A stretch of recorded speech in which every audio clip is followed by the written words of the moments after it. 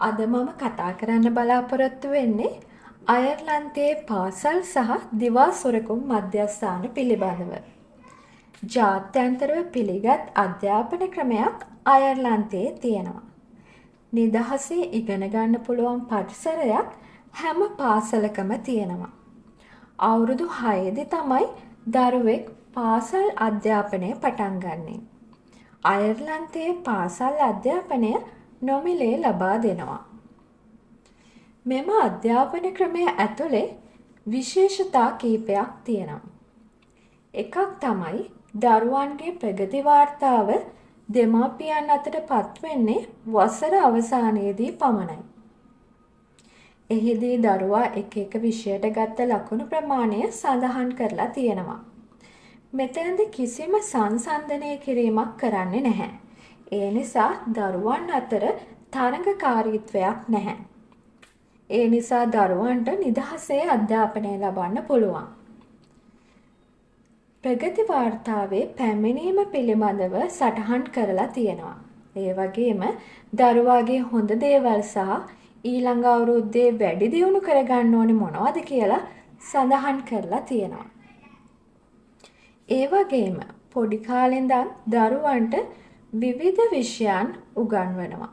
උදාහරණ විදිහට ඉංග්‍රීසි, Irish, maths, social science, history, geography, science, arts, drama, music, health science, religious education, computer science ඒ වගේ විවිධාකාර විෂයන් උගන්වනවා. ඒ වගේම පැය 5ක් වගේ කාලයක් තමයි පාසල ඇතුළත අධ්‍යාපන කටයුතු සිදු කරන්නේ. අනිත් විශේෂම දේ තමයි හැමදාම ගෙදර වැඩ නම් දෙන්නේ නැහැ. සඳුදා ඉඳන් බ්‍රහස්පතින්දා වෙනකන් තමයි ගෙදර වැඩ දරුවන්ට ලබා දෙන්නේ. සිකුරාදාට කිසිම ගෙදර වැඩක් ලබා දෙන්නේ නැහැ. ඒ වගේම පාසල් නිවාඩු කාලේ කොච්චර දීර්ඝ වුණත් ගෙදර වැඩ ලබා දීමක් සිදු කරන්නේ නැහැ. අනිත් දේ තමයි පොත් දිනපතා ගෙදර ගේන්න දෙන්නේ නැහැ. පන්ති ඇතුලේ හැම ළමයෙක්ටම වෙන් වෙච්ච වෙනම රාක්ක තියෙනවා එයාලගේ පොත් අහුරලා තියන්න. එතකොට පොත් දෙමව්පියන්ටවත් බලන්න හම්බෙන්නේ නැහැ. ඒ වගේම පන්ති ඇතුලේ විවිධ ක්‍රියාකාරකම් කරනවා.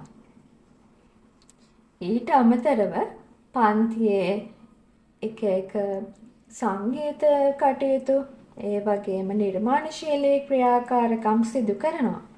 ඊට අමතරව ළමා චිත්‍රපටි, ළමා කාටුන් ඒ වගේ දේවල් පෙන්වන්නත් පාසල්වල යම් වෙලාවක් වෙන් කරලා තියෙනවා. ඊට අමතරව පාසල ඇතුළත ක්‍රීඩා සඳහා දරුවන්ව යොදවනවා. ඒ අතරින් අයර්ලන්තයේ පාපන්දු, බාස්කට්බෝල් ඒ වගේම පිහිනුම් සඳහා විශේෂයෙන්ම දරුවන් යොදවනවා. දරුවන්ට ප්‍රථම විභාගය පැවැත්වෙන්නේ අවුරුදු 15-16 වගේ වෙනකොට.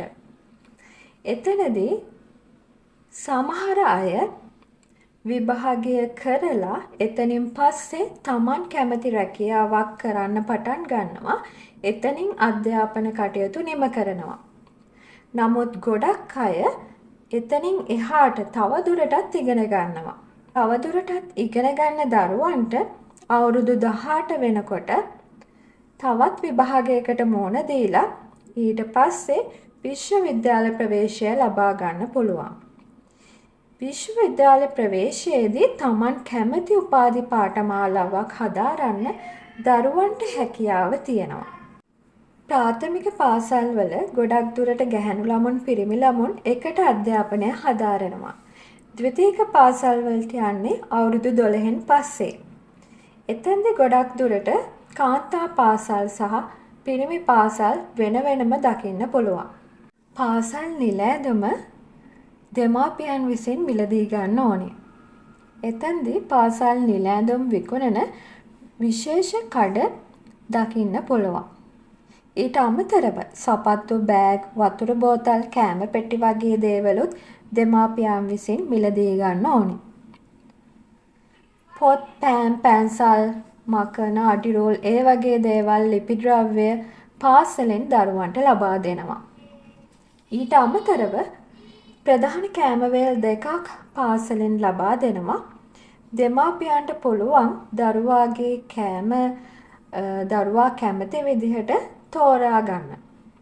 ඒකට අපිට පාසලෙන් වෙනම වෙබ්සයිට් එකක් දීලා තියෙනවා.